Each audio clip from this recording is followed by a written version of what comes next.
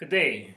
I'd like to offer my condolence to the family of Floyd, his son, Jotaro, his daughter-in-law, Audra, who he thought of as his daughter, his grandkids, sisters and brothers and their families. I would also like to send condolence from the Atlantis casino staff, who in times like this always come together as one. Floyd's family and I thank you for all the support and help that you have given. Thanks. Abraham Lincoln once said, "In the end, it's not the years in your life that count. It's the life in your years." Floyd enjoyed his life. He was my friend. He was my best man. He was there at the birth of my children. He was their godfather. But we had a simple friendship. If I had to describe it, I would say we never asked anything of each other. But if the question was ever asked, whatever it was, the answer will always be yes. I only called him Floyd. Others referred to him when speaking to me as your friend Floyd. Some called him Big Mac. And if you ever was on the Miami Beach Strip and a convertible car pulled up, nice pair of shoes, nice suit and tie, 6'5" with a smile, stepped out of the car, that was the prince. When news of Floyd's death went out on social media, I received messages from countless friends around the world. I will share some of them. Oh no, the Big Mac was a true character and an absolute gentleman. I am so sorry to hear this. He was a great guy. Brilliant guy. So sorry. Rest easy, big man. So many fond memories. A true gentleman. What a fun and loving person. I met Floyd in 1982. I worked in the payroll department when we were Resorts International, and Floyd worked on the third floor with the cashiers. When we had an opening in payroll, he came to work with us. 3 days later, we sent him back to the third floor. But in those 3 days, two people who was almost opposite to each other started a friendship and brotherhood which lasted for 40 years. A month later, we were in the Orange Bowl cheering against the Dolphins. In 1984, I took the dealer's exam and quickly called Floyd and told him that test was so easy, even he could pass it. So we became dealers. For the next 37 years, Floyd will stay on that path, of which we all are on today. Today we have a dealer's path, a supervisor's path, pit boss path, shift manager path, casino manager, and even a VP path for Bahamians in the casino. But that day back in 1985, there was only one path for the Bahamian casino dealers. The path to a $5 table. Dealing on a $25, $100, $500 table was no path. The high limit pit was a dead end. Supervisors, pit boss, shift managers was a dream. The casino manager or VP, you crazy. Ernest Hemingway would write, "Today is only one day, and all the days that will ever be. But what will happen in all the other days that ever come can depend on what you do today." On that day, 37 years ago, Floyd had to be better than just good. To start that new path to a $25 table, he had to be better than good. To start that path to a $100 table, he had to be better than good. To start the path to a $500 table, he had to be better than good. We look at ourselves today, and we see people like Floyd, people like a Bernard Moss, people like a Adam Brister, who at the end of their careers are not 100% in health. But let us not forget that they were there when there were no paths in the casino for Bahamian workers. And it was them, people like Floyd McDonald, who had to be better than just good when they were pouring the foundation for what all Bahamian casino workers stand on today, whatever position they are in now. Also, Floyd was the first to make friendships and relationships with the expats. He was a friendly guy, but he could have a conversation about anything. World news, sports, religions. These friendships brought us closer together so that we no longer were Bahamian dealers or expat dealers, but slowly just dealers. And proof of the impact that Floyd had on people is that after 20, 25, 30 years after they have left the Bahamas, and upon hearing about Floyd's death, the response was not, "Who is Floyd? Which dealer is that?" He was quickly remembered. A true gentleman, a great guy. You are remembered when you make an impact in someone's life. Floyd also just didn't go to church on Sundays. Even after that lockup Saturday shift, his religion was deep inside of him. And when that day comes, his name will be called. Dallas Cowboys, Boston Celtics, then Miami Heat, Cincinnati Reds, then the Marlins, Bob Marley, convertibles, slow 70s music, a good curry, a good wine, the Valley Boys, and just being with friends. This is what Floyd enjoyed. Although he was afraid of flying, he loved to travel. He loved to travel to new places. We went to Super Bowls, World Series, NBA championships, college football, hockey games. But one thing, Floyd was technology-wise ahead of everybody else. He was cashless from 30 years ago. He only traveled with a credit card or debit card. So if you went somewhere that only took cash, that means you were paying the bill. He had a fear of snakes. If he saw a picture or one on TV, he would have a nightmare that night. I remember we were in Phoenix one time driving to the Super Bowl in traffic.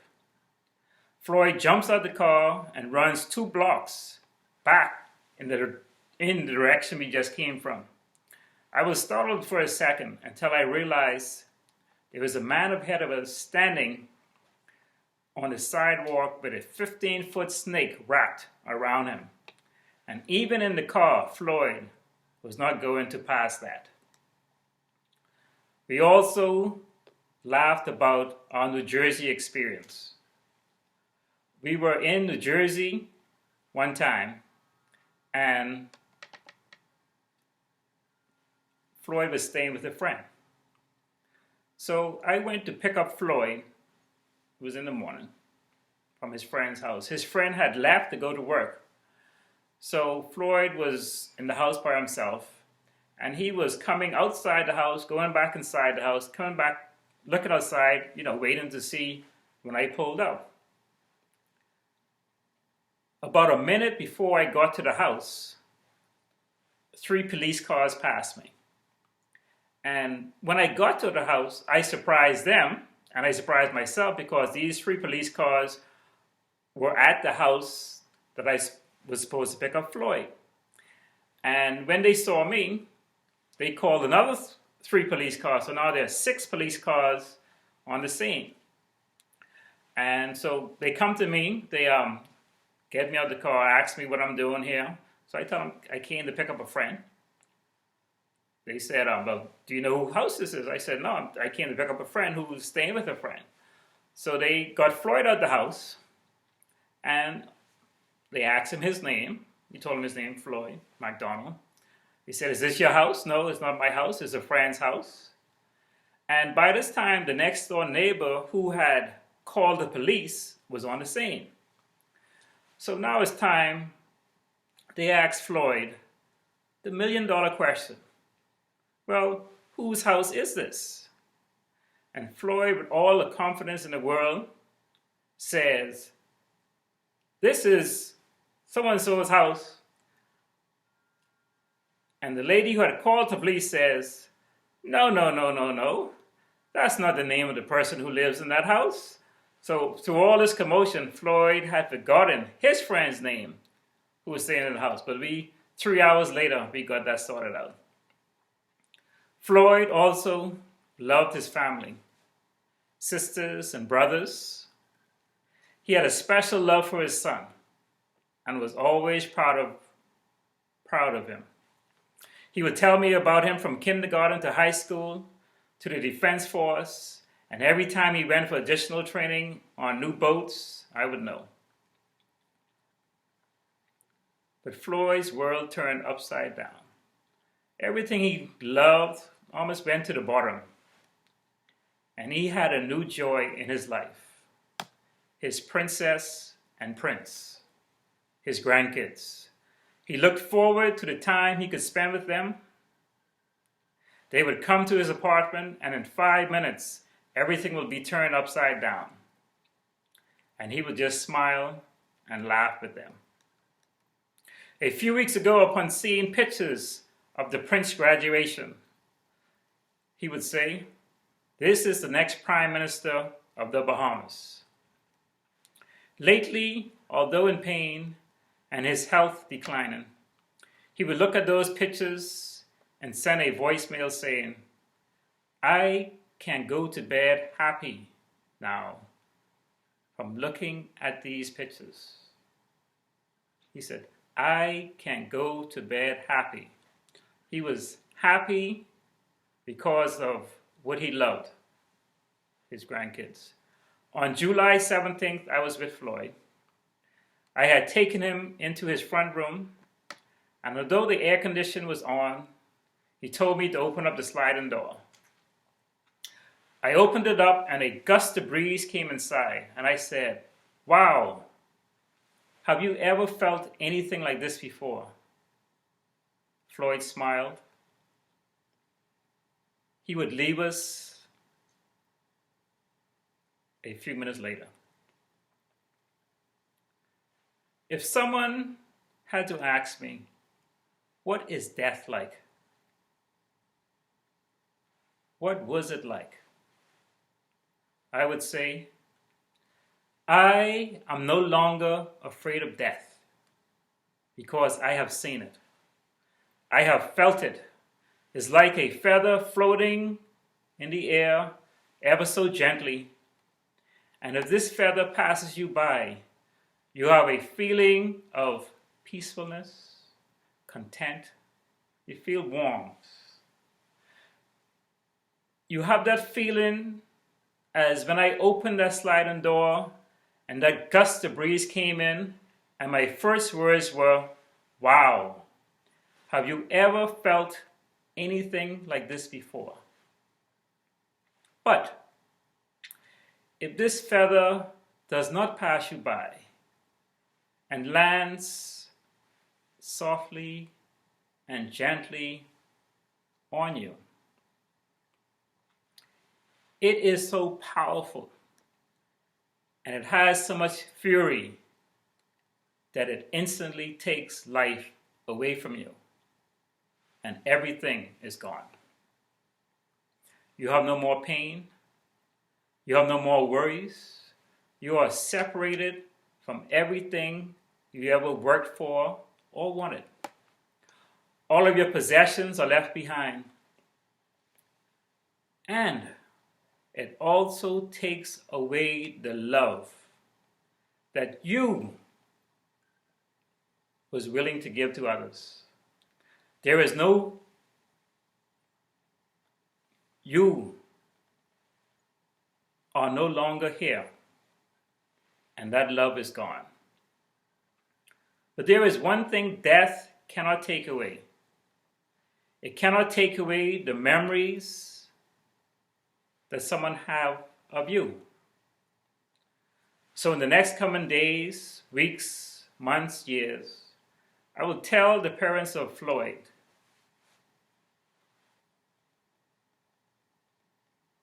Prince and Princess to constantly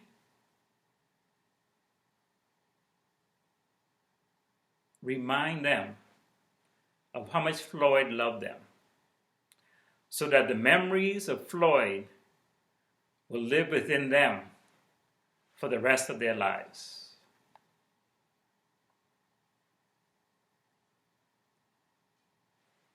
Great is thy faithfulness, O God my Father.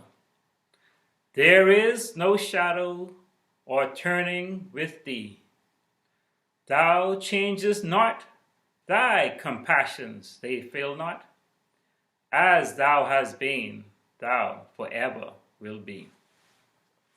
Summer and winter and springtime and harvest, sun, moon, and stars in their courses above, join with all nature in manifold witness to thy great faithfulness, mercy, and love.